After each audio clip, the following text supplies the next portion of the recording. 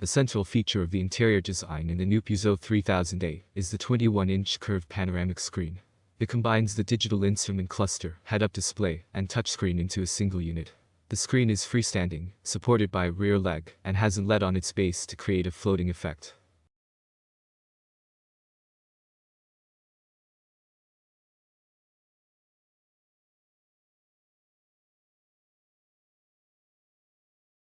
The interior design of the new Peugeot 3008 includes touch-sensitive controls on the right side of the 21-inch curved panoramic screen.